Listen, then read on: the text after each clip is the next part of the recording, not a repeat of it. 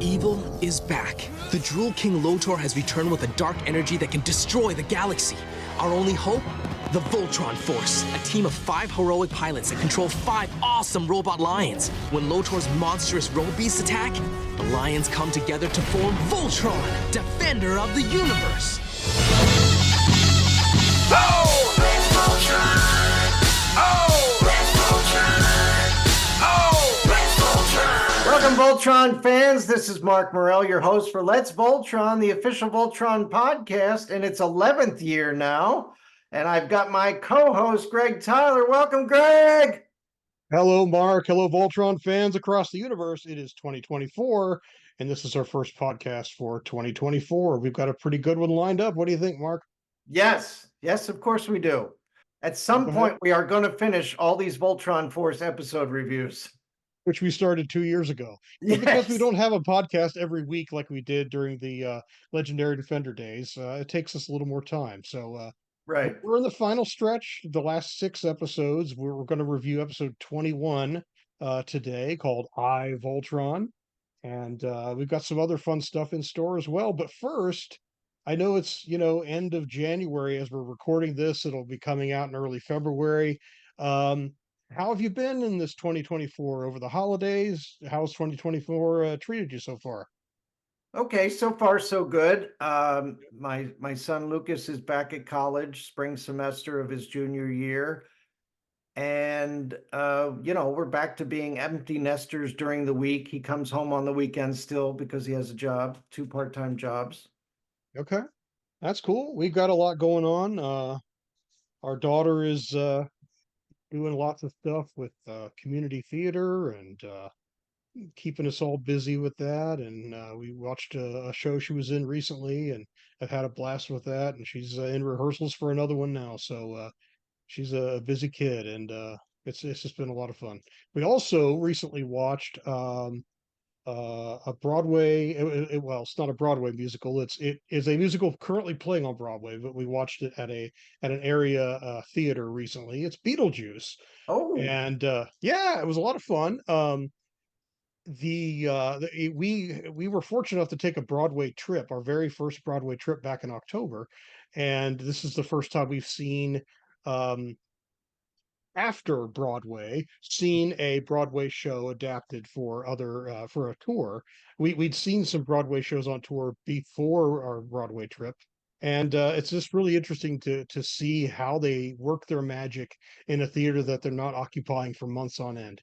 It's really remarkable, like many of the other shows we've seen locally. This one was a lot of fun. The sets were amazing, actors, music, everything. They changed the story as they needed to fit a musical rather than the film. So it was not entirely what you would expect if you've seen the film, but it was really good, a lot of fun, and now we are ready to talk Voltron. So 2024 has been great, and it's going to be greater as we keep on forming the Blazing Sword. yeah, and we'll keep on mentioning that it's the 40th year of Voltron too, because as of That's September true. 10th, 1984, remember? So September 10th of 2024 will be the official 40th date. Yes, and there's a Voltron 40th anniversary logo going around on Voltron's official social media sites, Facebook and whatnot. Yes. And they also have a thing going on social media to commemorate the 40th anniversary, right? Yes. So they're calling it Fan Fridays. Okay. So they've already had their first Fan Friday, and the first super fan that they had was Steve James from Finesse. Those people that make the skateboard decks. Yeah, great. So that was the first Fan Friday that started on January 26th. So the Voltron Store says kicking off 2024 with an ode to our amazing fans, introducing Fan Fridays. In 2024, we're celebrating 40 years of our amazing Voltron fans. Every Friday, the Voltron Store will introduce a new fan to the Voltron community. Their story and collection will be shared on social media for all fans to see and admire. Enter today. To enter, send your story to us at store@voltron.com. Nice. So that means that everybody who listens to this podcast can also send in their story to store@voltron.com. Yeah, and we just as individuals would like to encourage everyone out there, whichever iterations of Voltron you prefer, whether it's the original or the third dimension or Voltron Force or Voltron Legendary Defender or the comics or anything that or just the collectibles, whatever strikes your fancy, share it with the Voltron folks, and your story will be out there for all to enjoy. Right. So I did pick up something over the break. Okay, what's that? Okay. I actually got it from Hot Topic. Cool. So here it is. It's a little Funko Voltron in like a Ah, Blockbuster video box. It's kind of cool how the packaging is. like a VHS clamshell. Nice. Yeah. And this is what it looks like. Okay. That is really neat. I like it. So about how big is it? About what, like maybe 4 or 5 inches tall? Yeah, about that tall. Okay, but looks like about 4 inches. Okay. That's really cool. So I Are there thought, any late fees if you don't return it on time? and guess what? You don't have to rewind. Oh, phew, thank goodness. Do the lions have to run in reverse or something? That'd be funny. So I thought it was pretty cool. Yeah, that's neat. I don't have any cool wares to show you right now, but I do have something that I want to mention about some items. One item in particular on the Voltron store. We haven't been on. I don't think we've been on with the podcast since with newly recorded content until since before this was announced. But the Voltron store has a listing for a Panosh Place Voltron toy, a new one. So some enterprising Voltron fans have formed the Blazing Sword and revived the Panosh Place trademark from days of long ago, and they are making the very first licensed Voltron-sized Robeast action figure. So it's they call it Dieklops, Dieklops, and basically that is the name of the very first Robeast that was shown in Voltron Defender of the Universe. It's the one with the single large eye and the big mohawk like fin sticking out of its head. And it's one of them that's got those I'm just going to call them cannon boobs. And it is, let's see, I'll read the description right off the website. Oh, by the way, Dieklops is a name that was given to it in the Robeast Rolodex section of Voltron from Days of Long Ago, a 30th Right. anniversary celebration, which you co-authored. Right. So yeah, so its legend lives on in this new toy as well. So here's the listing from the Voltron store. It doesn't show up as one of the first items if you just go to the homepage. So just scroll down or do a search for Robeast or something, and you'll find it. The entry is, for the first time ever, a Robeast Dieklops toy will ship Q1 of 2024. Stands 14 inches tall, and that's about a little bit taller than the Panosh Place Voltron, and a couple inches taller than many, many, many other Voltrons, including the Soul of Chogokin Voltron and the what's the other one that came out? Not the Blitzway Carbonics, that one's much larger, but the other one that you have, Mark. Are you talking about the Robo Duo or? Yes, that one.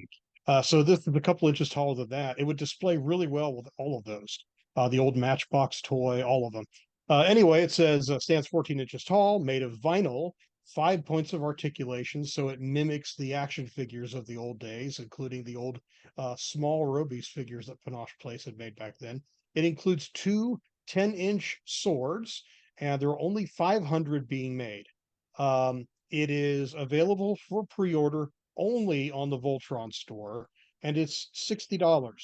Now, $60 for a small run item like this is, in my mind, and I'm not saying this, I'm not getting any kind of royalties or residuals or commission or anything. That is a really good deal for a small run action figure. Um, in my humble opinion, I have pre-ordered. Have you, Mark, by any chance? Yes, I have. Yeah. It looks really cool. The photos on the Voltron Store site are of a 4.5 inch prototype, but a recently created Panosh Place Facebook page has shared some images of a 3D printed resin prototype, which they're using as the basis, presumably, for this figure. And so they've been updating folks on I forget the exact name of the page, but it's Panosh Place. So just search for it. You should find it out there. It looks really cool. It's a 5 point of articulation or 5 POA figure, Mhm. which mimics the old Voltron action figures from Panosh Place. It should look really, really nice with a whole bunch of different Voltrons, Right. whether you like Panosh Place or any of the others. So check it out. I'm looking forward to seeing many different pictures of many different Voltrons standing beside this and doing different poses. Oh So yeah. yeah, I'm looking just forward to seeing all of that.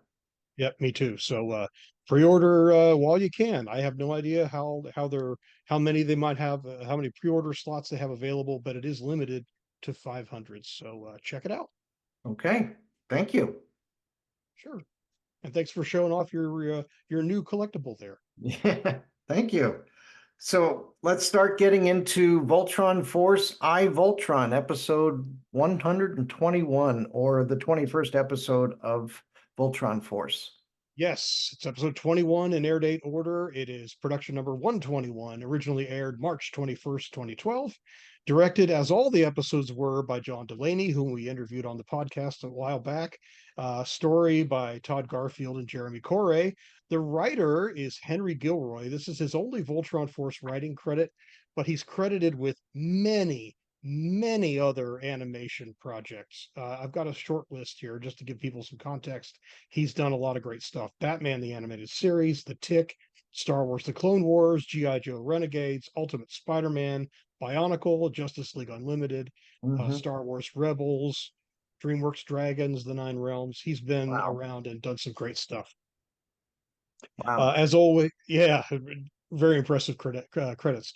The cast is our usual, with some couple of guest folks. Ashley Ball as Allura, Doran Bell Jr. as Vince, Shannon Chan Kent as Larmina, Andrew Francis as Lance, Giles Penton as Keith, Ty Olson as Hunk, Vincent Tong as Daniel, Sam Vincent returns as Pidge, Gary Chalk is back as Sky Marshal Wade, Ron Halder returns as Karan, and Tabitha St. Germain returns for the first time in quite a while as Kala. So that's the cast. And a lot of areas in here, Kala and Wade are kind of merged together, I don't know how they did it, but it seems like a merging of the voices. Yes, along with a merging of other stuff, and we'll get into that. Yes. So, one thing that I want to mention about this episode, to me, it is the beginning of the end, and it marks a real serious upturn. The stakes seem to be a lot higher from this episode on till the end. Oh yeah, definitely. We Okay. see some serious stuff happens with Voltron with one of the cadets, and yes, it does begin a much more serious angle that culminates in the finale, which we'll talk about whenever we get to that. Right. So, we start off in the Galaxy Alliance headquarters. Mm-hmm. So we are in the council chambers. Sitting at the chair of the council leader of the Galaxy Alliance is Karan. Yes. And so he starts off by saying, as president of the Galaxy Alliance Council, That's it's my, new. what? That's new. Yeah. He wasn't president before. All of a sudden, things happen. But it's his duty to convey the charges against the accused. And of course, the accused here is former Sky Marshal Herbert Wade. Wow, that's quite a first name. I keep thinking of the original Star Trek episode, gosh, The Way to Eden, with the space hippies. And the space hippies kept calling Kirk a Herbert. but oh well. So get the list of charges here, okay? Because it's pretty hefty. Here we go. All right. Yeah, so i- insurrection for aiding and abetting the enemies of the Galaxy Alliance, treason for the hijacking of Voltron and the attempted destruction of Earth, kidnapping, illegal imprisonment, and sedition for engineering the original Voltron malfunction to take power of the defense forces. So he's been a bad guy. Oh, yeah. And do they really need proof of all this? There are 20 episodes of Voltron Force that have some pretty good evidence. Yeah, all you have to do is go back and look at all of the episode reviews we did on Let's Voltron, the official Voltron podcast, and you'll see everything that Wade is guilty of. Okay, that works. All right, so who's happy that this is happening? All of our heroes. Are are they watching with bated breath? How are they watching this? They are in the castle control room. So in this show, as a reminder to folks, they can make holographic, tangible things, kind of like the holodeck in Star Trek: The Next Generation, and they have these blue, glowing energy holographic. They look almost like lawn chairs, and they're just kind of reclining in them and just watching it as if they were watching, I don't know, anything on TV, that they almost like they're rooting for a team to win a game, um or like watching a reality show or something. Yeah, they very much want Wade to be found guilty. Right. So bring on the popcorn. Let's watch this like we watched the Super Bowl, right? Yeah, so they're all there except for Keith and Allura, who are actually at the Galaxy Alliance Council chamber watching in person in the courtroom. Yeah, so Keith and Allura are the representatives of the Voltron Force. They're live to make sure it happens. Yeah. Okay. So I like what Larmina said. Anything that Snart says would only make it worse. He's going down. So, but who's missing from this whole group? Who's missing? It's Vince. Daniel's looking around, wondering where he is. There's an empty chair nearby, and we don't know where he is. Well, we soon find out he's in the hangar of the Castle of Lions, and he's messing around with Voltron. So what they say he's doing, he snaps a pair of high-tech half rings together, forming a psychotronic headband. Oh, that's what that is. Now, it's never called that in the episode, but that's what the script refers to it as. Because we all know what a psychotronic headband is. Of course. But what does Daniel do when he first sees this thing? Oh, that's one of my favorite lines in the episode. He walks in, sees the ring shaped headband, and says, "What's with the new tiara?" And Vince rolls his eyes, of course, but he says, "It's a prototype for my Mind Link interface, something I've been tinkering with as a way for the pilots to be better connected to Voltron's control system." So let's take a quick pause and reflect. Reflect on the fact that we've had two other series where the Voltron pilots have had mental links with their lions. Back in the third dimension, there was one episode. It was a one and done story where the pilots had the ability to control the lions telepathically. And then, of course, in Voltron Legendary Defender, not in addition to the regular bond that the paladins have with their lions, they eventually learn to basically transfer their essences or remotely communicate telepathically with the lions and operate them remotely, which was a cool thing. Yeah. This is Voltron Force's kind of tip of the hat to that sort of thing. Right. But do we really feel like that the pilots didn't have a good enough connection to Voltron's control system? It has seemed good enough for ever since days of long ago. But it's a plot thing, so Right. what do they call that when you show something and later on there's consequences? Oh, What plot I don't know. device is that? What, the MacGuffin? I don't know. I'm trying I'm trying to The, figure out what you call that the in MacGuffin, writing. the MacGuffin is usually something you know nothing about, like, a suitcase. Someone's stealing a suitcase with whatever the heck it is inside, and no one cares what's inside. I don't know if it's that necessarily, but this is the setup for a payoff. Whatever that dramatic device is, whatever it's called, I don't know. Yes. So Daniel says, cool. And he quickly snatches the headband. And then, of course, Vince says, careful, Daniel, it's not finished yet. Don't. And he's already put it on his head. It lights up, and a blast of lion energy connects Daniel via the headband through the cable into Voltron's panel. Now, Who's Vince, more responsible for this? Daniel for being you know, a headstrong, you know, act first, think later, maybe kind of person, or Vince for having this thing plugged in and in his hand in a state that someone could just put it on and be affected by it, yeah, didn't seem like there were a whole lot of security measures around this at all. or an off button. But don't forget, these are still cadets, okay? These are still young people, and while they have innovation and ingenuity and all that kind of stuff, what they don't always have is maturity to say, now, shouldn't I keep this away from Daniel?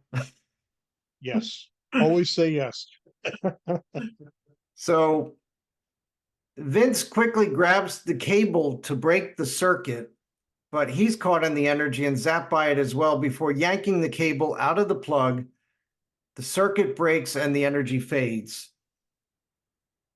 And Vince says, you know what, Daniel, you are the king of bad ideas. But he turns over to see Daniel, whose eyes are glazed over, and he collapses.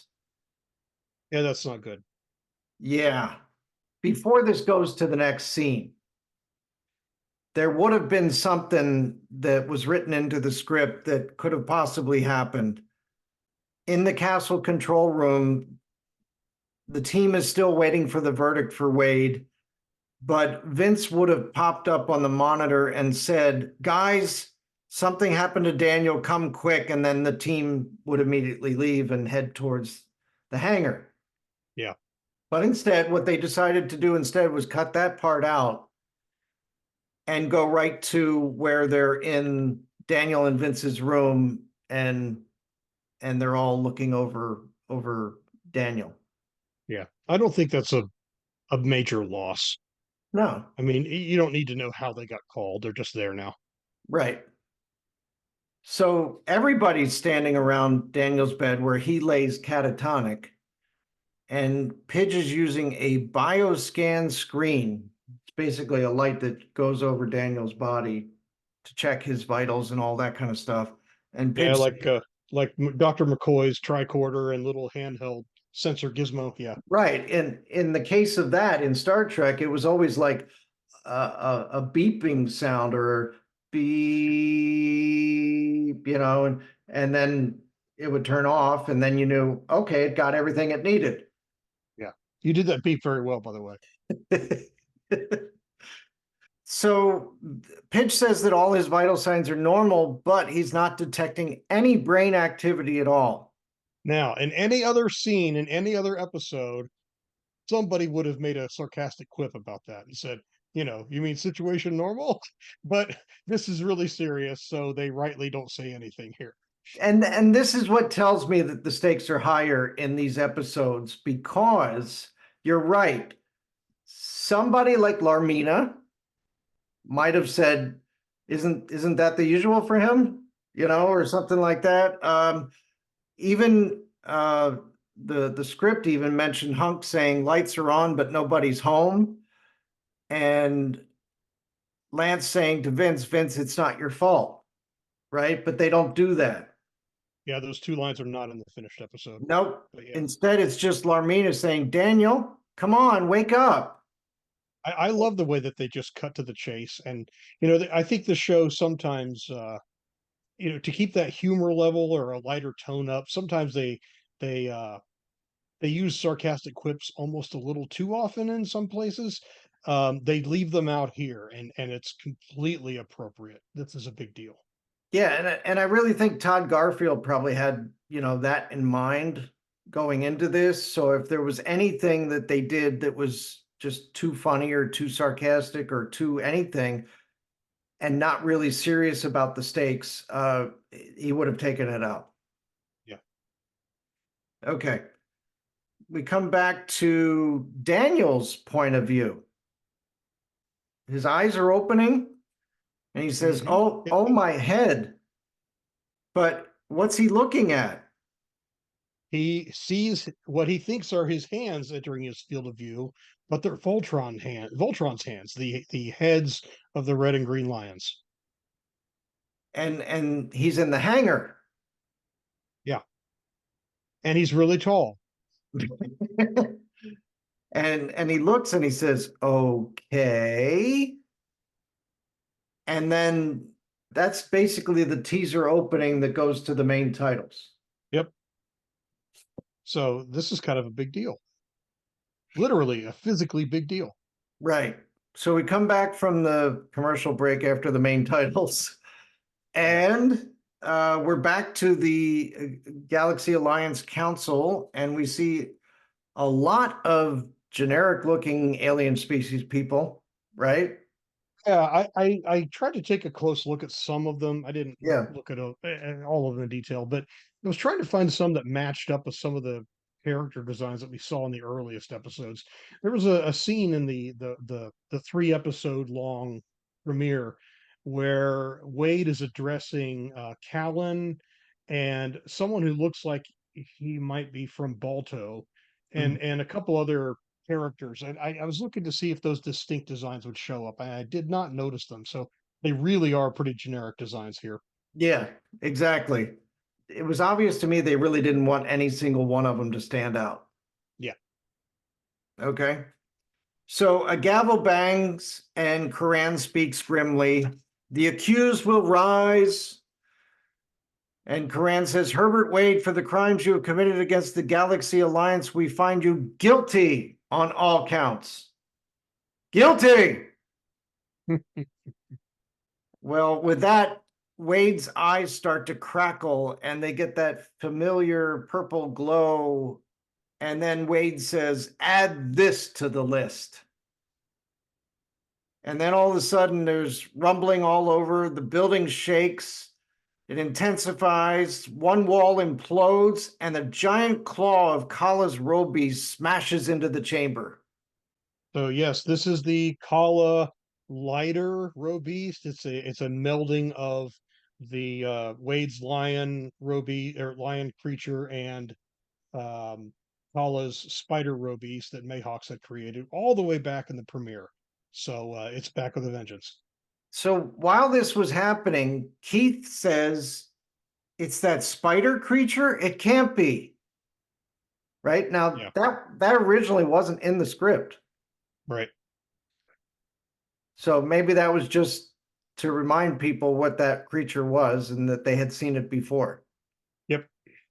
Keith and Allura can basically only watch as Wade ends up escaping. The claw comes in, and then before Wade is taken away, his hands have been bound in this they almost look like those hand muffs or whatever they're called. Yeah. That people stick their hands in or whatever. But they're hard metal or whatever. He's clearly restrained, and he just pulls his arms and breaks them apart. They shatter. Now, is he Hegarium energized at this point, or what? Because I would think that this thing would be specifically designed not to be shatterable by any human being. Yeah. I really think he is in Yeah. Hegarium infused at this point. Yeah. So yeah, that was kind of cool to see. Not expected. I think it was from the close connection that he has to the Kala Robeast. Yeah, as we'll learn more later. Yep. So we come back to the Castle of Lions in the hangar. Vince runs into the hangar and his face drops and he stops dead in his tracks when he looks up to see He's not where he was standing before. Yeah, he looks up to see where Voltron was, and Voltron's gone. Right. Then he hears Daniel's voice saying, "No, I'm not." And Vince says, "Daniel?" And Daniel says, "Dan Tron." He's calling himself Dan Tron. Yeah. So he was there. He was just behind where Vince was at this time. Yeah. So Dandron, what do you think of that? Yeah, I'm not a fan. I'm not either. Okay, so then they switch to Daniel and Vince's room again, and Keith is on screen as Pidge finishes up updating him, and then Pidge says, "As long as Daniel's condition is stable, there's hope." And Keith says, "Keep me updated with any changes. Unfortunately, I have more bad news. Wade escaped." Yeah, and this is Keith radioing them from Earth, so they're Right. seeing it in a communication. So all of the Pidge, Hunk, Larmina, they're all like, "What? No way. Seriously?" Yeah. And Keith says somehow he's been working with that cocooning robeast that attacked Aris a while back. And then Hunk says, "You mean the lighter robeast?" Right? And he gets looks from the others, and he says, "What? Part lion, part spider. Duh." It's a humor. We still have it. It's just not as prolific as in other episodes. Right. And Keith says, "Sure, for lack of anything else to call that monstrosity, we need to track and mobilize immediately." And Pidge says, "It should have a Hegarium signature to trace. I'll go to the control room. You guys get to the hangar to prepare the lines. I have Voltron assembled there for a diagnostic." Oh, no, you don't. Ah. Now it does beg the question: how did Pidge, all by his lonesome, assemble the lions into Voltron? No. This is too much to bring into this story, okay? Yeah, that's true. How they set Voltron up, okay. There's been more times where we were working on the Nexus and all this other stuff. All right, we're not going into that now. Yeah, so hopefully someone's written fanfic about it. Only kidding, folks. Anyway, All right, so we go back to the hangar. Vince is staring up at Dantron, stunned as Daniel says, "Your gizmo worked 1,000,000 times better than you thought it would." And Vince says, "This wasn't the plan. We got to get your brain back in your body." And Dantron says, "Why would I want to do that? We've been working to pilot Voltron. Now I am Voltron. So see ya." And he leaves. yep, there goes Daniel. He just So- flies out. To paint a bit of a picture here, when Daniel's voice is heard, Voltron's face is shown, but Voltron's mouth is not shown to move along with the lips. It shows different facial expressions at different points in the episode, including once when it smiles with teeth, which is really weird to see. But the face doesn't mimic doesn't try to match the words. It reminds me a little bit of the 1990s show Reboot. There was a villain called Hexadecimal, and she spoke all the time, but her face was always stationary, locked in one crazy expression or another, but you never saw her mouth move in sync with her voice. Anyway. So back when Wade took control of Voltron, that was different back then because the whole face of Voltron turned sort of like a hologram of Wade's face. Yeah, Voltron's face kind of retracted as if it was, reversing, forming the head, and a holographic image of like an avatar of Wade's face appeared there instead. Right. So as Voltron flies away, Vince gets knocked off his feet from the jet wash, basically, and Hunk and Lance emerge just in time to see Voltron rocket away. And they look to Vince, and Vince says, "I found Daniel's brain." it is funny that they use the term brain when his brain is actually in his body. There's just nothing it's more of his. I mean, what do you call it for real? I mean, the brain's not an accurate term, but what do you really say? His mind, his essence, his spirit. Who knows? Yeah, I, if you talk about mind reversal or something like that, or mind transfer, like you've seen in a lot of sci-fi movies and things like that, Yeah, it's more about this is his mind, not his real brain. right. It didn't Right. jump out of his skull and land in Voltron's enormous head. So Daniel's rocketing into the sky as Voltron.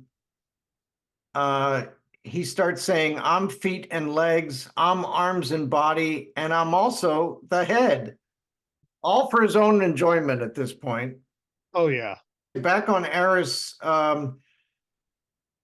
he does stuff like pulls up at the last second as he swoops over the surface, laying on his back, hands behind his head. Suddenly there's an electronic screech and a familiar voice, which Daniel ignores, and it's Vince saying, Daniel, do you read me? Is your comm functioning? So Vince is trying to contact him to get him back. Basically, he heads up into space, right? yep.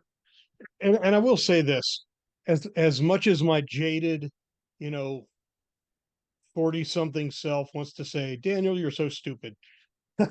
Imagine being a kid, and let's pretend that you've always dreamt of being Superman or being able to fly or whatever your fictional hero of choice might be.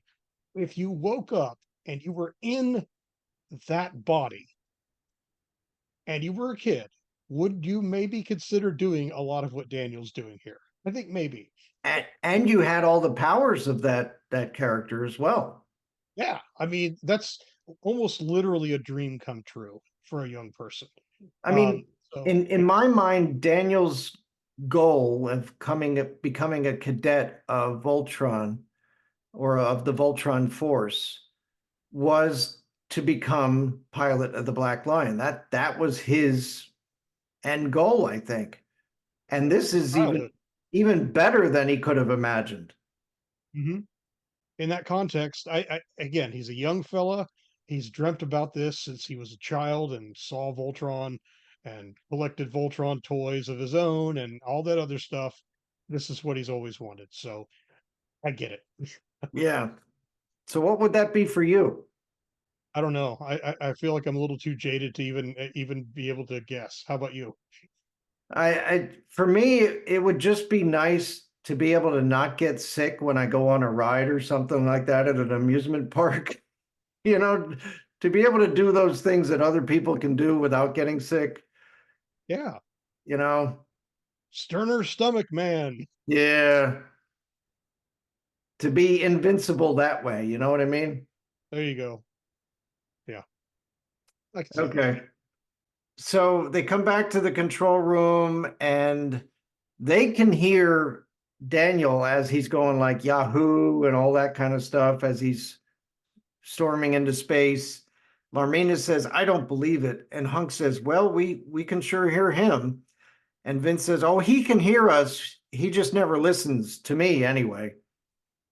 They have their own fighter ship now, right? Yeah, I don't remember seeing this particular design used in combat before, but it's basically the shuttle that we saw in early, all the way back in earlier episodes. Right. So Yeah, this is the one that Keith and Alora are taking back from the Galaxy Alliance yes, to come back to Eris. They're coming back, and Keith is saying, as soon as we get back, well, and then Keith trails as they both notice something strange streaking through space in the opposite direction. And it's Dantron. And Alora says, was that? And then Keith immediately activates the comm, brings up Lance. Keith says, Lance, what are you guys doing in the castle control room? Because he thought they were in Voltron. yeah, because who would think Daniel was inside Voltron's head? Right. And Alora says, what's going on? And Lance says, long story. Actually, not really so long as just weird. So Keith and Alora just exchange glances and we move to near orbit over Earth. So now Daniel's sitting in Earth orbit and he says, "Hello, Earth. What to do first? Skate grind the Great Wall, glacier surf Antarctica. Wait, I know. Always wanted to laser write my name on the moon." So I love that. So I remember back in the 90s, the Tick animated series, and it's based on the comic book, had a villain named Chairface Chippendale who had the same goal, and he began to laser write his name on the moon, but he was defeated after he'd only written the first three letters. So for the rest of the series, whenever you saw the moon, you saw the letters CHA written on the surface of the moon.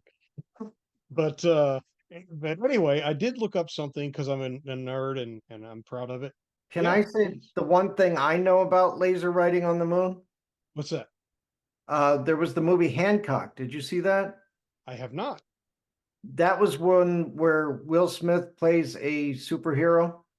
Okay. It's the type of superhero that nobody wants because he only thinks about himself, but then by the end of the movie, he becomes a true superhero. Okay. And it's Jason Bateman is the character that helps him along in that.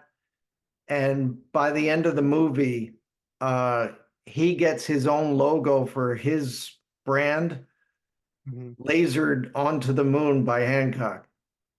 The idea of writing something on the moon, I did a quick search before we recorded here, and it looks like the idea of that happening dates at least as far back as the writer's 1939 book. A guy named J.M. Truska wrote a book called Captain Nemo 1, Nemo's Empire, and it has a character writing Pax, P-A-X, on the moon. So it goes back at least as far as the late 1930s. But it's fun Wow. to see again here. What would Oh, Daniel have laser written on the moon? Dantron? yeah, I'm not sure. Yeah. But he gets kind of interrupted while he's thinking about what he's going to do.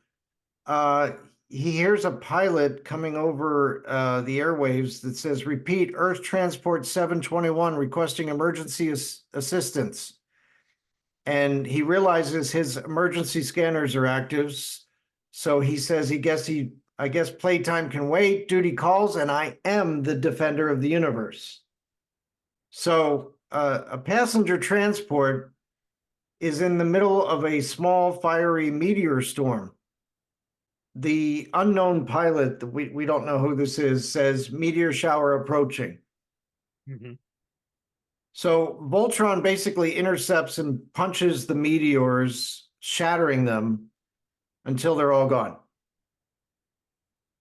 But the ship itself had gotten hit slightly on the wing, but it appears it's not enough to keep the plane from continuing on.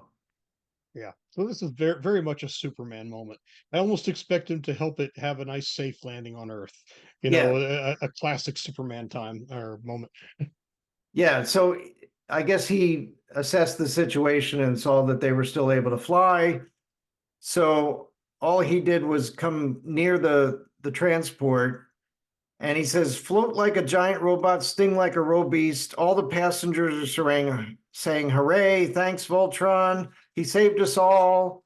And he says, "Glad to be of service, citizens. Have a nice day." Yep.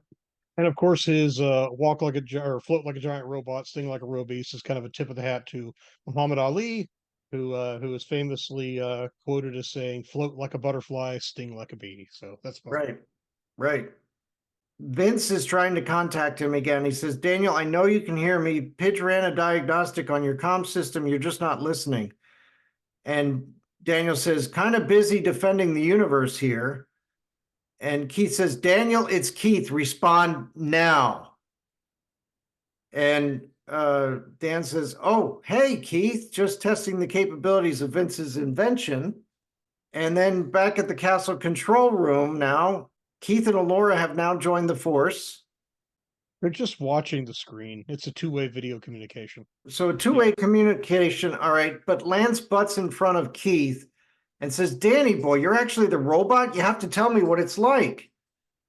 And Dan says, "On the Lance scale of coolness, you need a new chart." Keith says, Daniel, Wade has escaped. Return to the castle so we can go after him. And Dan says, well, since time is a factor, I'll go after Wade myself. I'm remotely accessing your data. Hegarium Trail. I'll handle it, Keith. Dantron out. He doesn't even let them argue. He doesn't let them give any input whatsoever. He's just out of there. Way to go, Daniel. And Keith says, he didn't listen to a word I said. And Vince says, welcome to my world. We come to a new environment we haven't seen. Yeah, the script in the expository areas calls this the Seven Sisters Moon Cluster. It's a grouping of 7 moons that are sort of interconnected by Hegarium webbing. So it's a pretty creepy looking space place. And there's derelict ships and asteroids that have been caught in the webs like flies. Yeah. But as Daniel approaches, he slows down abruptly, looking at the webbing, and he says, well, this stuff looks familiar. But then his power begins to flicker, and Pidge says, Daniel, what's happening? Voltron's power levels are all over the map. He says, the place is full of Hegarium webbing, but don't worry, it's not enough to save Wade. Pidge says, Daniel, don't go in there. But he goes in there. And as he gets there, he descends onto a moon with a large dark opening. And this is Kala's lair. Mm-hmm. And he goes, knock, knock, Wade.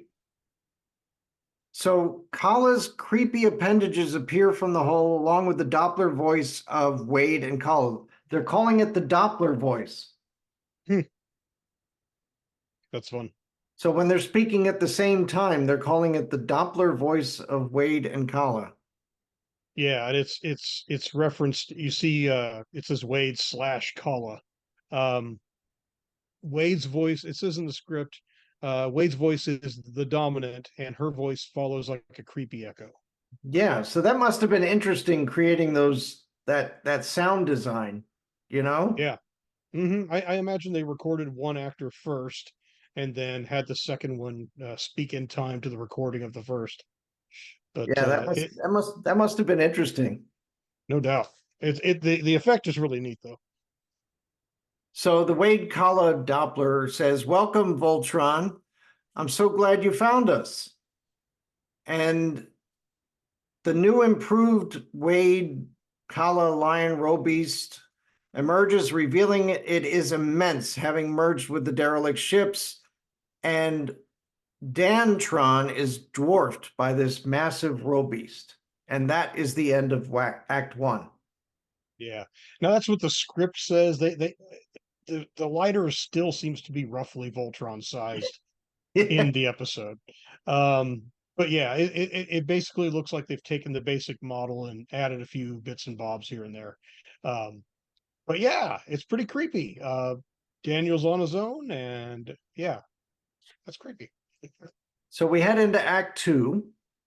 Dantron says, I don't know what you are now, Wade, but you might want to get back in that hole because Voltron's coming at you. And Wade says, I know your voice. The troublesome cadet has somehow become Voltron. And Daniel says, and the snartbag Sky Marshal has somehow become an even bigger snartbag. So they're starting to attack each other and everything. And Wade Kala says, I remember when I once controlled Voltron. Intoxicating, is it not? The power to puppeteer the defender of the universe? If Voltron were to merge with us, our might would be unmatched. Join us. And Daniel says, sorry, I hate spiders and jerks. Form blazing sword. He says form blazing sword. Yes, and it doesn't work. And what I love is that they play the normal music that you typically hear on Voltron Force when Voltron forms the sword. It starts out like it's going to work just fine, and then the music tapers off into really to a sense of peril. I mean, this is not going to work. So it's pretty cool. And Daniel says, not good. And Wade Collis says, can't form your weapon? Guess you'll form with us. So Dantron tries to rocket away, but they fire glowing Hegarium after him and grab him by the leg. Yep. Outside the moon cluster, moments later, the cadet vehicles race towards the cluster of creepy webbed moons alongside the reused fighter ship. So you've got the fighter ship that Keith and Alora were in before. Yes. And then you've also got the vehicles from Awesometron. Yeah, they're actually already assembled as Awesometron. So Right. Hunk is cramped inside, and it's not immediately clear, but Vince and Larmina are also inside. Yeah, and Hunk says clearly Awesometron was designed for the cadets, which is not Awesome Tron. Yes, and that's where I keep stealing the line from. Whenever I say awesome, Tron. Anyway. Yeah. So Keith says, hang in there, Hunk. We're closing on the coordinates of Daniel's last transmission. And Pitch says, I'm getting awfully high Hegarium readings from the whole cluster. That's got to be where Daniel is. So Vince is a little bit distracted. He says, I've discovered a complication with Daniel. On the scanner screen, a ghostly image of Daniel's body overlays an X-ray view of Voltron merging with it. And Vince says the longer his mind stays in Voltron, the more chance he'll permanently bond with the robot. And the harder it will be to get him out.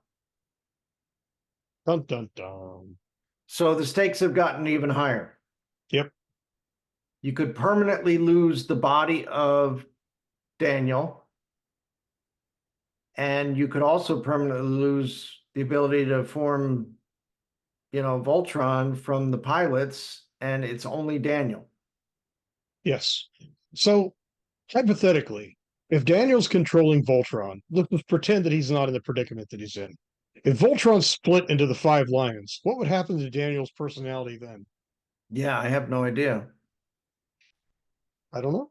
I don't know. And would he only be part of Black Lion at that point?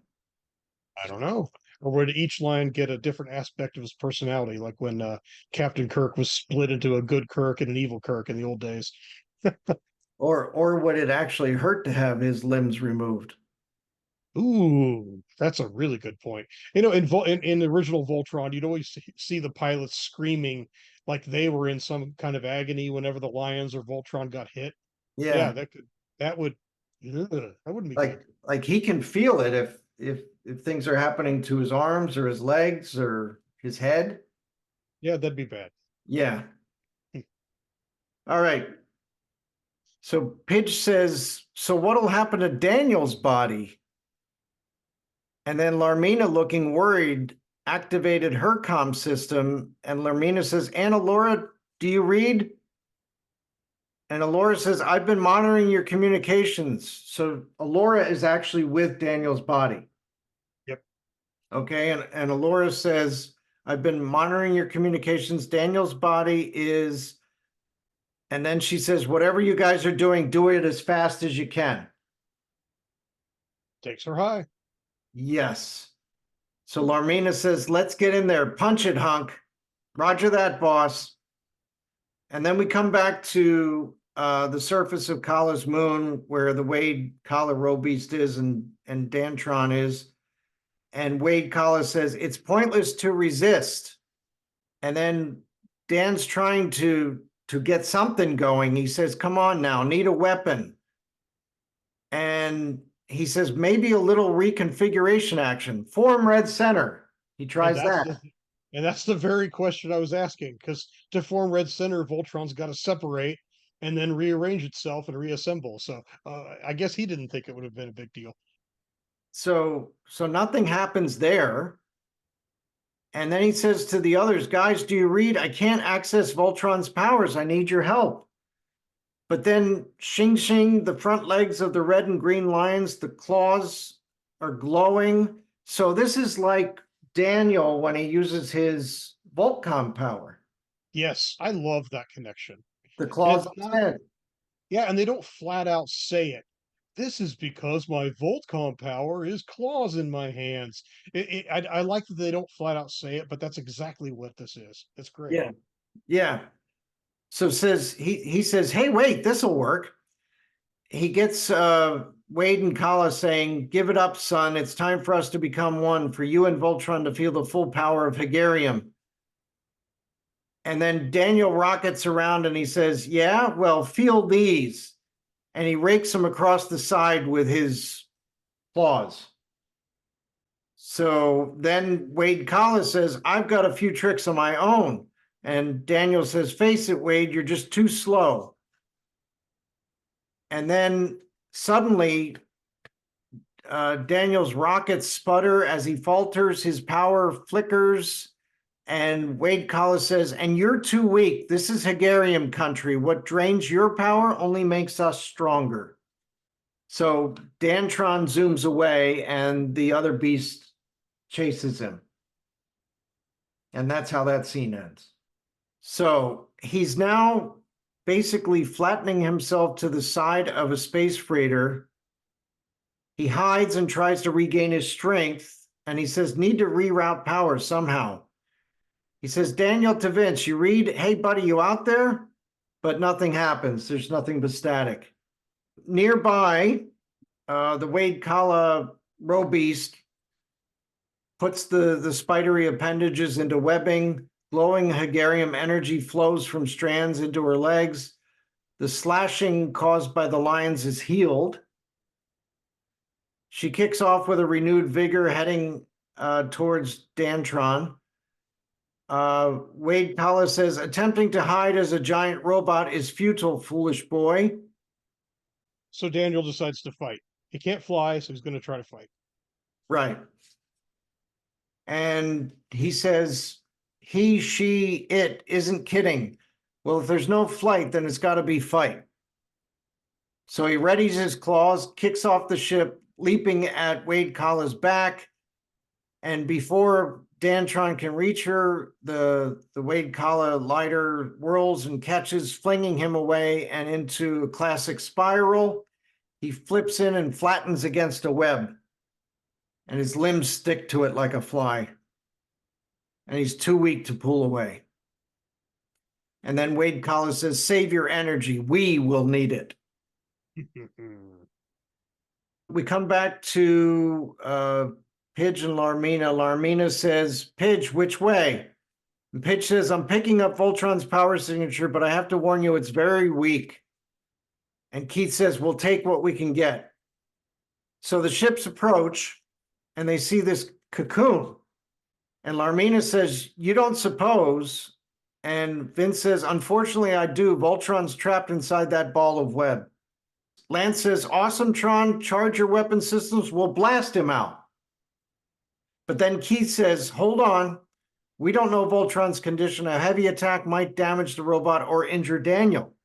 And Lance says, hate it when you're right. Who's got a better idea? They all hop out and of the ships and head over to Voltron in person in their spacesuits. Right. One of those rare times where they don't have like robot lions to do anything with, so they have to use themselves. Yep.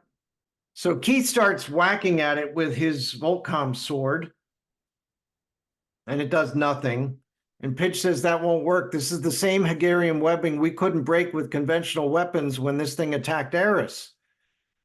Hunk says there was only one thing that had any real effect. And they all turn to Vince, but he's already way ahead of them. Okay, so he's charging with energy. He puts his open palm against the cocoon and he blows a hole through it. So he starts going in and everybody follows him in. And then they get inside and what they see, what do they see? I think they see what's behind you, don't they?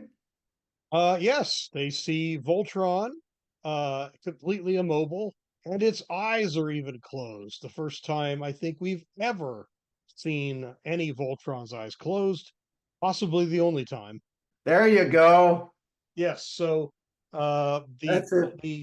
the lighter Robeast has 4 of its tentacles wrapped around Voltron's body, and one of each of the 4 remaining tentacles attached to each of Voltron's limbs. So this is Yeah, the Voltron is completely immobilized. Who knows what's going on with Daniel? Yeah, as Hunk says at the end of Act Two, that is all kinds of wrong. Yeah, gotta agree with him on that. Yep. So yeah, I mean the stakes are crazy high here. We've Yeah, never seen Voltron in this dire of a condition in this show. It's a big deal. yeah. But it's both Daniel and Voltron that are in that situation, Right. and the other pilots don't know what to do. Yep. I really love the stakes here. It's it's not another one of those, oh, it's a row beast. Let's fight it. Let's form the sword. Okay, you're down. This is a whole different animal, and I like it. Yeah. So the whole Voltron Force are standing near the foot of Voltron, who's trapped in the clutches of the Wade collar row beast. Vince says, Daniel. Nothing. So Larmina puts her hand on Voltron's forehead as if trying to sense Daniel. Lance says, any idea what's going on here? Keith says, looks like this thing's upgraded itself by absorbing ships, so I'd guess. And then Hunk says, Voltron is next on the menu. Pidge consults his Voltcom scanner screen, and Pidge says this thing and Daniel and Voltron are in some kind of mental stasis. Their brains must be merging before their bodies follow suit. Larmina looks at Pidge, pounds on Voltron's forehead, and says, Daniel, if you don't wake up, I'll pound you conscious. Vince says, that's not going to do it. Someone is going to have to go in and get him. I'm talking about me. Larmina says, what can we do? Pidge says, I think we should try to break the physical connection between Voltron's body and Wade or this Splyon. Hunk says, lighter. And Larmina says, that I can do. So they're all going to go after this thing, the thing that's behind you, and try to break off all the limbs from holding on to Voltron. Yeah, with teeny tiny little weapons. Yeah. Teeny tiny little Voltcom weapons, which normally don't work very well around Hagarium, but don't seem to be negatively impacted in this episode, but we won't worry about that. We'll pretend the Voltcoms are upgraded with Duracell backups. What do you think? Yeah. Something. And they're pounding on him like John Henry building railroad tracks, right? Love it. Okay. So Keith says, good luck, Vince. And Vince goes, here goes something. He put the psychotronic headband on, right? Yeah. He activates his Voltcom and plugs into Voltron as he's done before. But the energy courses from the headband through the Voltcom and into Voltron's panel. And now he finds himself in the Voltron mind space. Yeah. So there's a bit of a leap here that Vince would figure out that doing exactly what Daniel did will have a different result. I mean, it sort of has the same result. He goes into Voltron's mind space, but we've not seen what this mind space has been like for Daniel up to this point. So it looks very new to us, even watching this episode. But yeah, he put a lot of faith in his gizmo there, his untested gizmo. Well, I guess it was tested with Daniel. But I do like the visual, the look of the mind space. What were your thoughts on that?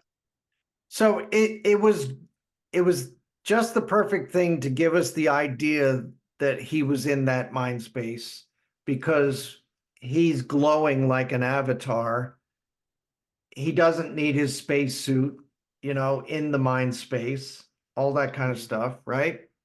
Yeah, It's sort of like being in the Matrix. yeah. A matrix that is also filled with Hagarian webbing. Right. So his first reaction to being in there is cool, right? Yeah. Of course, that doesn't last long. He's struggling to find his footing before finally falling and managing to grab a hold of the grid or the web lines. He pulls himself onto it when something catches his attention. Wade in human form hangs from a thread-like glowing web line before a human-sized Voltron like a spider. Voltron now has Daniel's human face instead of the usual robot mask. Wade extends his hand at Dantron, attempting to put his hands through him. And Wade Collis says, "Stop fighting us, surrender Voltron or be destroyed." And Dan is screaming.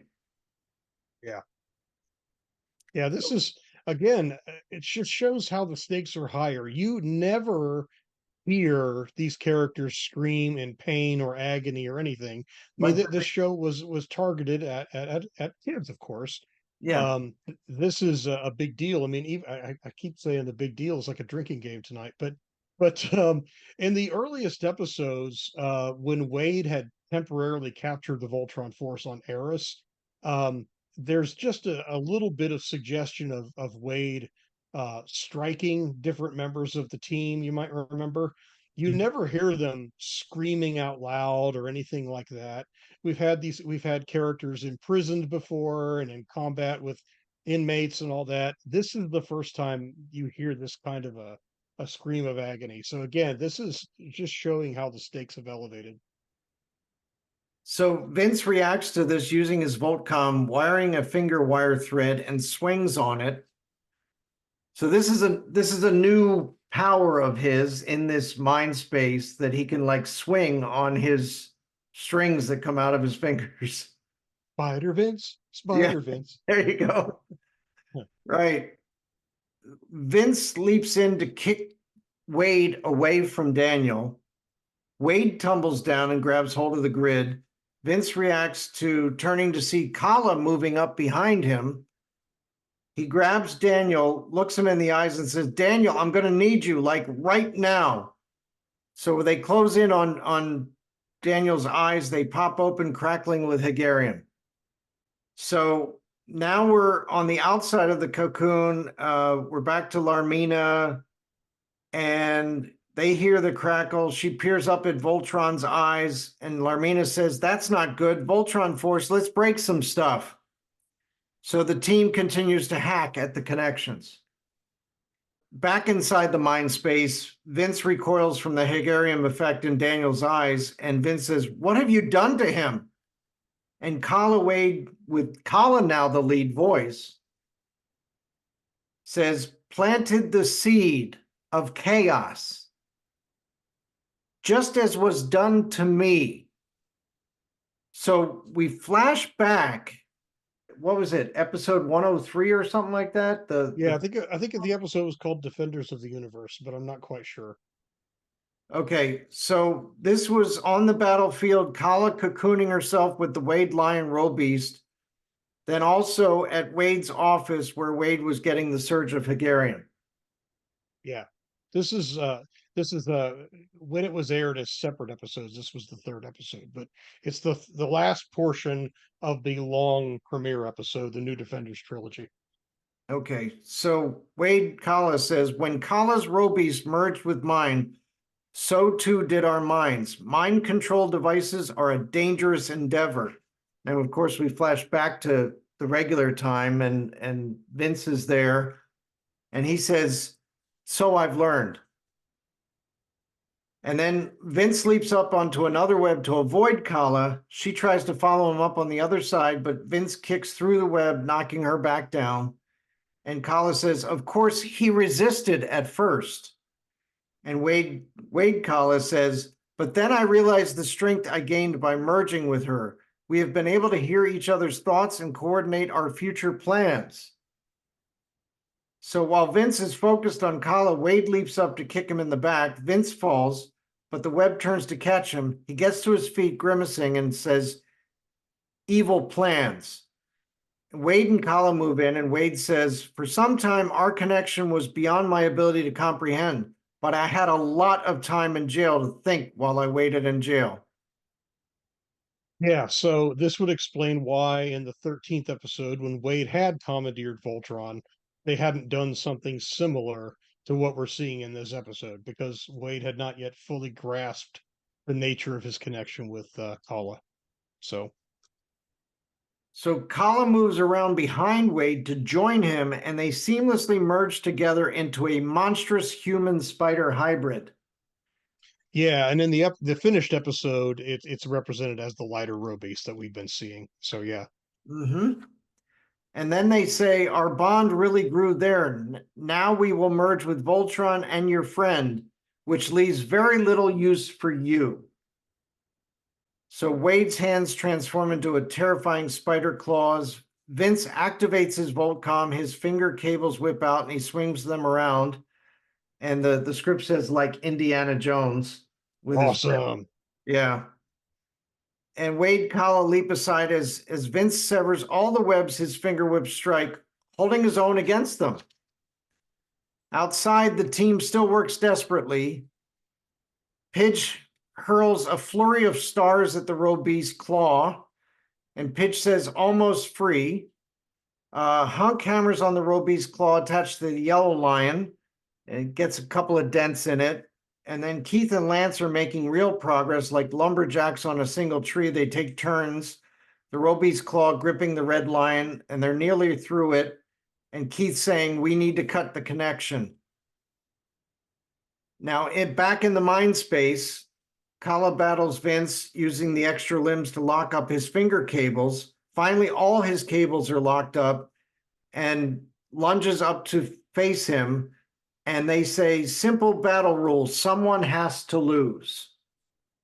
Suddenly, Wade Kala Monster slashes a claw down to deliver the final blow to Vince, but it passes right through his chest, like he's just a hologram.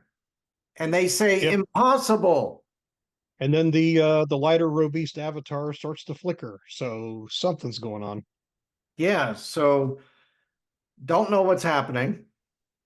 I was watching that and I'm thinking, what the heck is going on now? Mm-hmm.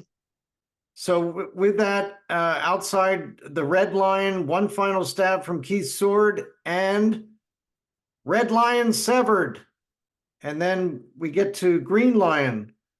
Lance rockets in, firing his blasters. Pidge smiles, and green lion looks like it's free.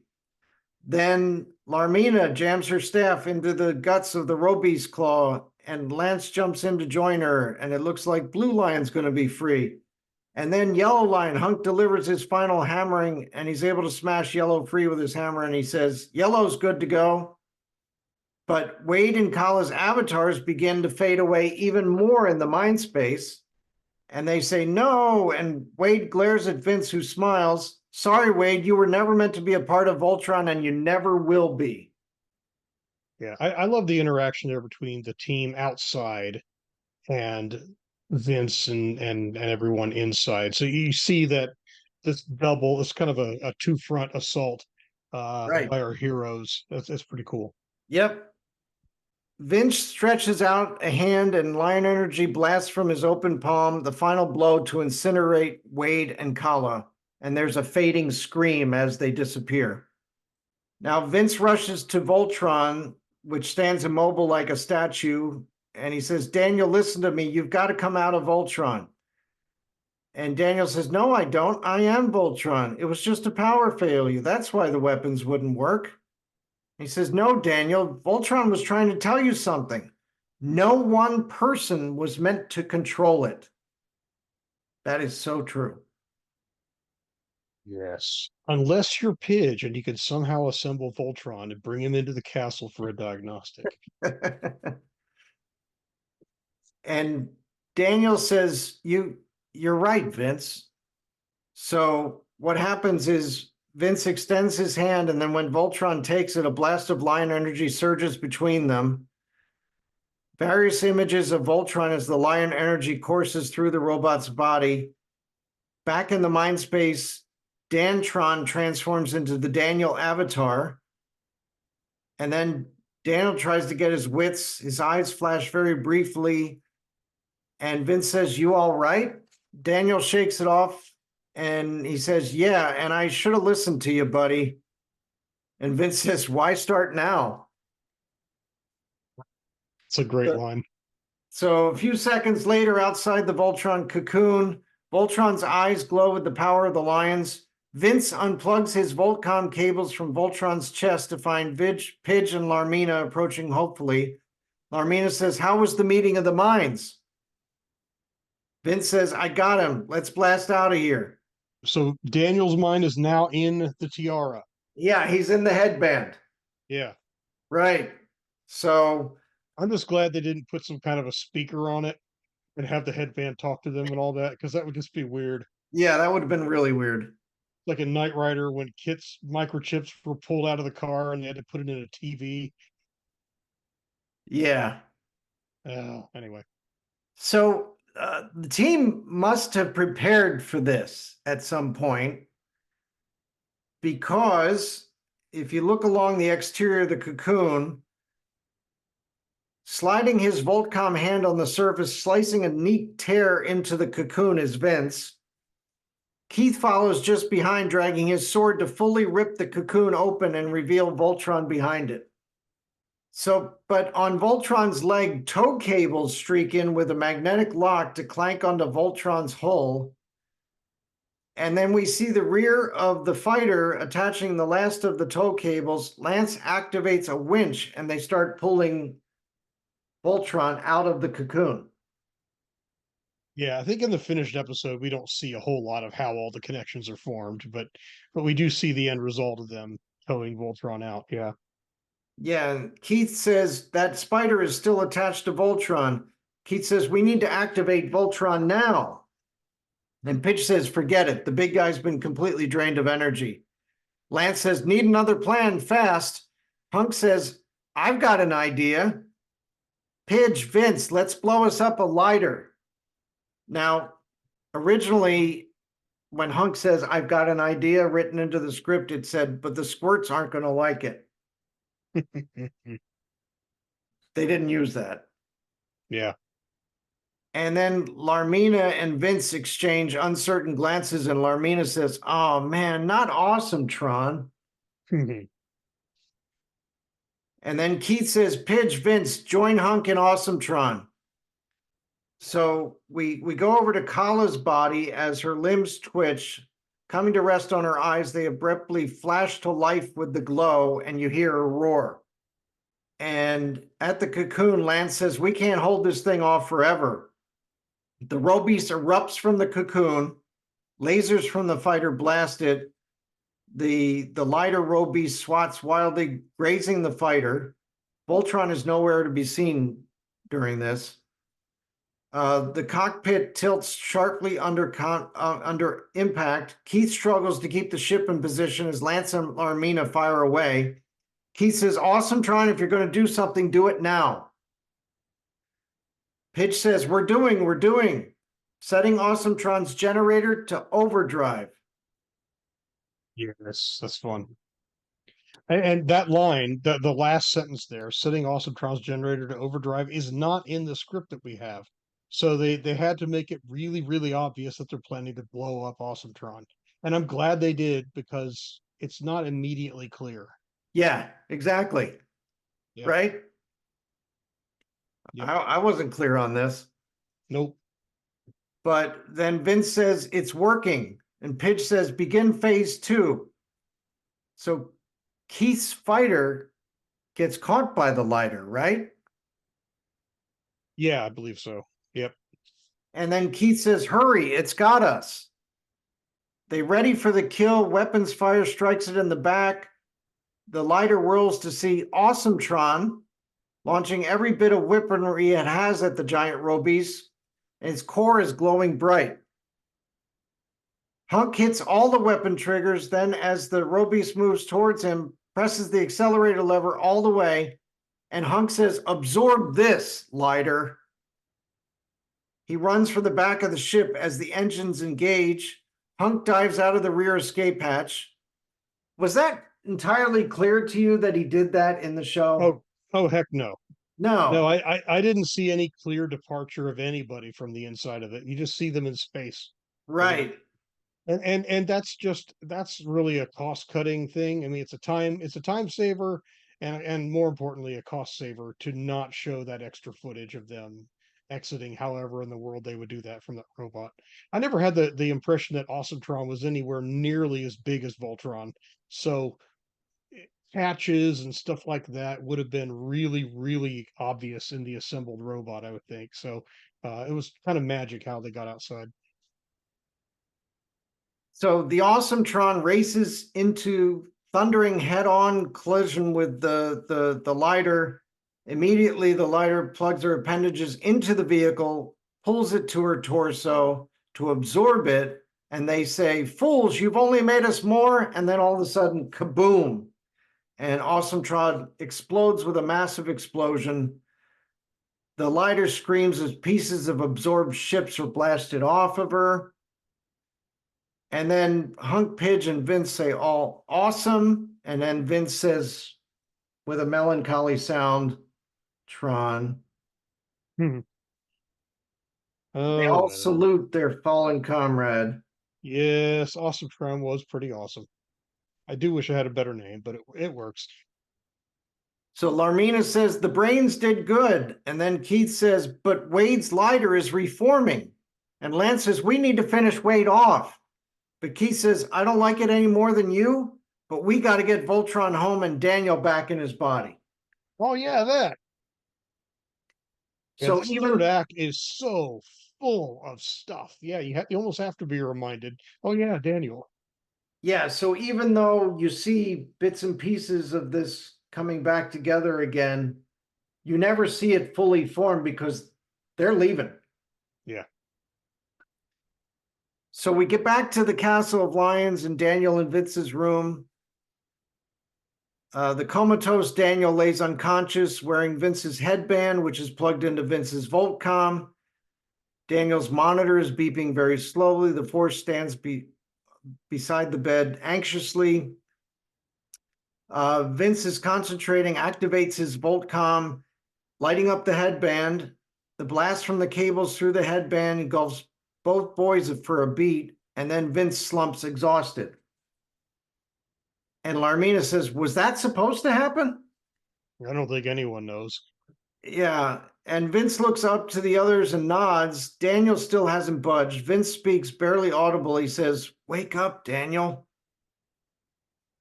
So Daniel's eyes immediately pop open. Hunk says, "Rise and shine, Sleeping Beauty." Alora smiles to Keith, who remains stoic, staring at Daniel, feeling the weight of responsibility. Daniel meets his gaze and says, "I'm sorry to everyone for everything." Then Keith stares for a very intense beat, then nods, accepting the apology, and walks out the door. And then Larmina scowls, punches Daniel in the arm. And Daniel says, "Ow, what'd you do that for?" Larmina says, "Just to make sure you're really in there. Did you learn your lesson?" Daniel says, "Learned. I'll listen next time." Vince says, "You better, dummy." But his lips don't move. But his lips don't move. That's right. And Daniel's lips don't move either. And he turns to Vince and says, "What'd you say, Vince?" Nobody's lips move during this whole sequence here. Vince says, "Huh? I didn't say anything. Did I say that out loud?" And Daniel's thinking, "No, but I just heard it in my head. Can you hear me?" Daniel says, "So this is going to be weird." And then we fade to black. That's I that's a weird abrupt ending, isn't it? Yeah. I mean, it builds up to this big action sequence, and then we can hear each other. It's almost like uh, a typical modern streaming show that's meant to be binge watched. This show doesn't. I mean, it does have its continuity and looks back to past episodes, but each episode, to some extent, is kind of standalone. You Mhm. know, um, and to have it's almost a cliffhanger. It makes you want to binge watch the next episode. It's a little odd for this series, um, and a bit abrupt. Yeah, back when this show was on Nicktoons, we didn't have the whole binging thing that we have on Netflix now. No. So that wouldn't have been able to happen. And of course, we had to wait at least a whole week. Yeah. So, and it's important to point out that it's only Daniel and Vince who have that conversation. It doesn't seem that Larmina has any involvement. So, whatever they experienced in the mind space seems to have hooked their minds together to some extent. Yeah, but this was all foreshadowed Is that what it is? Foreshadowing? Yeah. Is that is that what it is? So all of this was foreshadowed earlier in the episode when Kala tells Vince, that she was planting the seeds of chaos into Daniel. Yeah. And when Wade explained how they were able to meld their minds together to become the Wade Kala Road Beast. Yeah. That's I didn't read nearly as much into that planting a seed of chaos line as you did, but it is certainly a valid interpretation and is probably the correct interpretation. But I did not make the leap from that line to foreshadowing because villains are so well known for, speaking hyperbole and all the rest of that. That's sort of how I interpreted that line. Yeah, Um, but if you're a hero, it's in your nature to not want to believe anything that the villain says, even though it might be true. sure. Yeah, that's one reason why I was so skeptical of Lotor and Voltron Legendary Defender, despite how charming he was for most of the series. And of course, the history of having seen that character in previous shows. Um, but yeah, I would not have expected anything. I don't know. I didn't expect the whole mind link thing. And I certainly didn't expect what we will have officially revealed in the next episode concerning one of our two cadet friends. Yeah. But I mean, even if you look at the big bad in the Marvel movies, Thanos, right? mhm, At one point, his own daughter says, "One thing my father is not is a liar. Like he always tells the truth." So despite his, you know, aggrandiz, how do you say it? aggrandizing. Yeah, aggrandizing demeanor, his whole plan, he was never lying about what he was planning to do. Guess Wade and Kala weren't either. Yeah. But see, again, I didn't expect the mind link or what would follow because, in my mind, what they were trying to do was merge with him, and they failed to do that. So anything that they were saying about what was going to happen to Daniel, the seed of chaos, and all this stuff, I didn't read much into it for that reason as well, because in this episode, in the context of only this episode, they wanted to merge with Daniel and Voltron. And so because they failed, I didn't expect the after effects. I'm not saying they're out of place, but I didn't anticipate anything that they said as foreshadowing because what they wanted to do didn't succeed, you know? Yeah. But if, knowing what we know about how this whole season ends, I think there's lots of things that happened right here that Yeah, give us what comes at the end. sure. Yeah, it's definitely in retrospect, excellent foreshadowing with respect to Daniel for the remainder of the season Yeah. and ultimately the very end of the show. If you take a look at the first 20 episodes of this show, and then you go from 21 to the end, and that's only what, six Six episodes? episodes. Yeah. So you got 6 episodes for a lot of things to happen.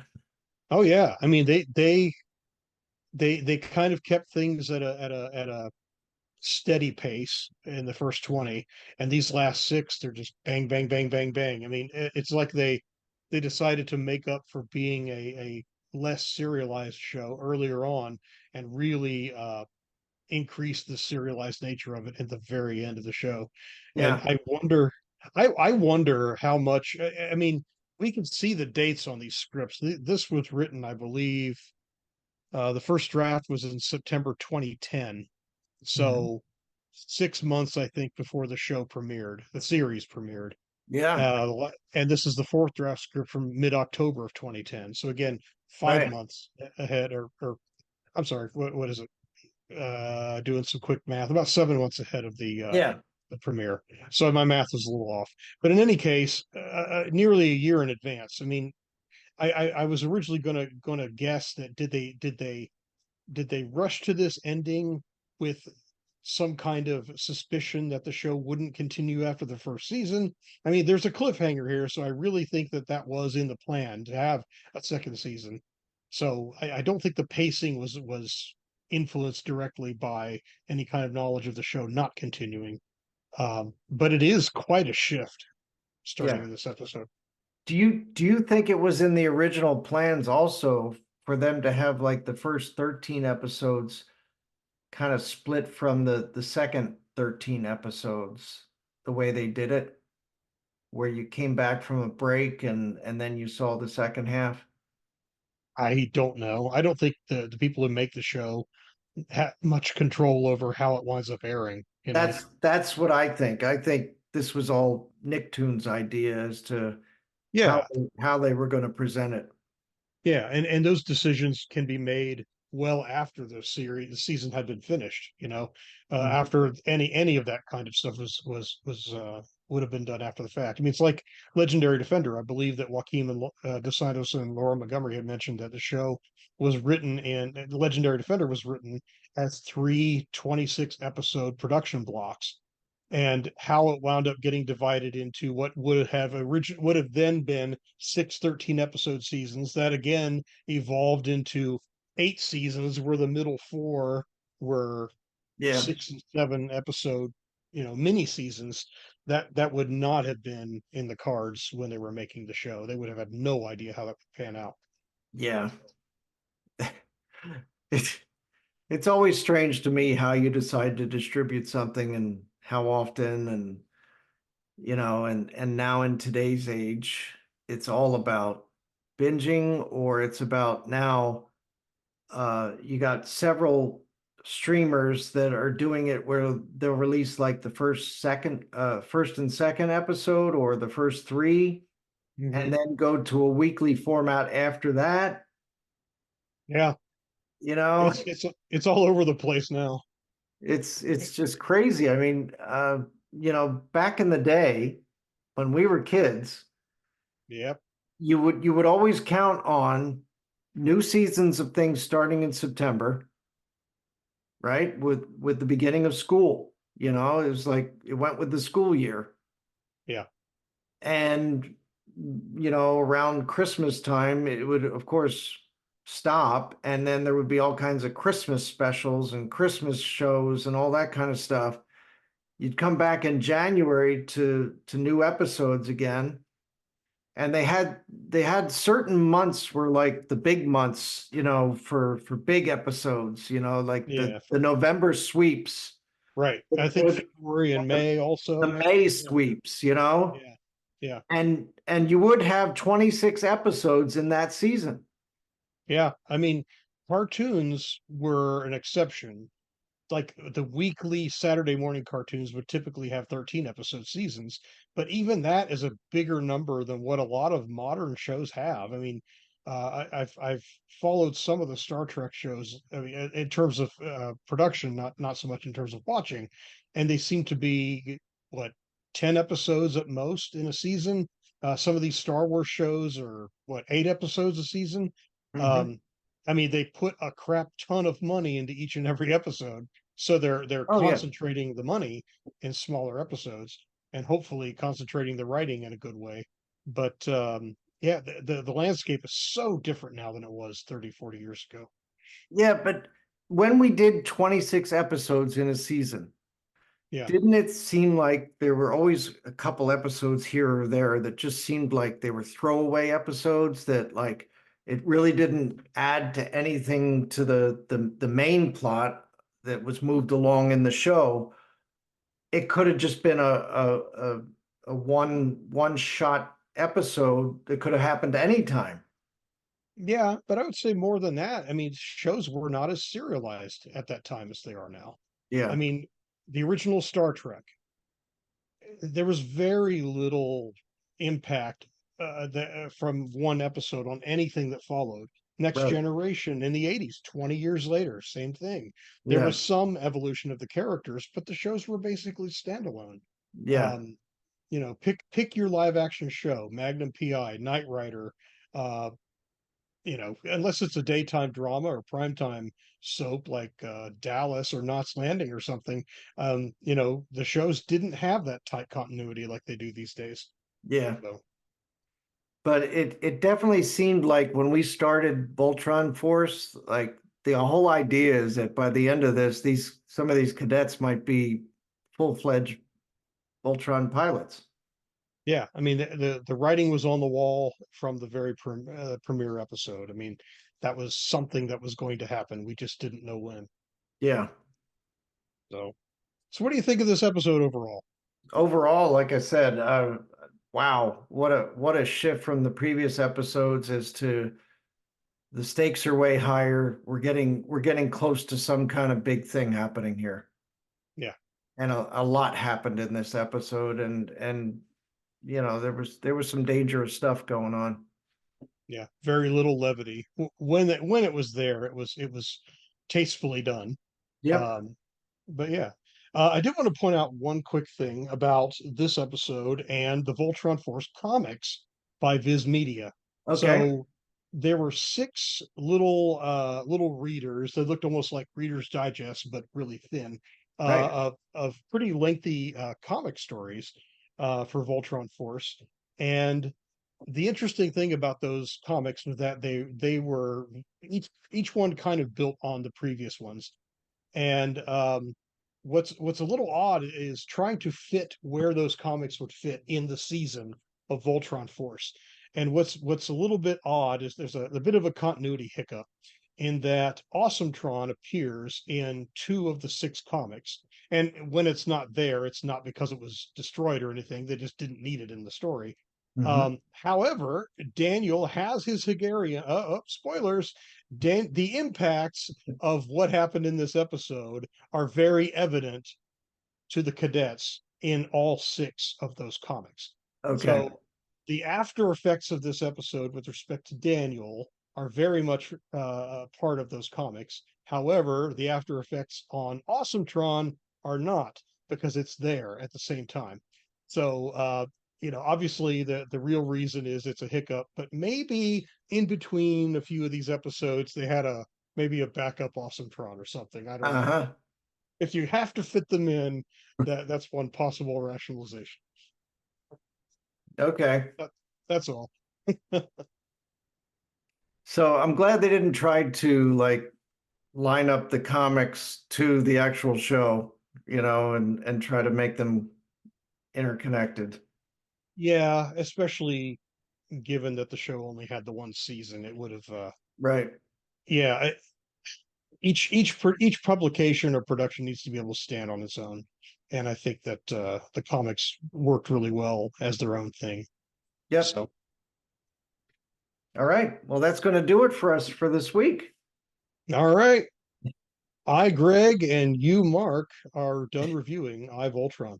All right. I get it.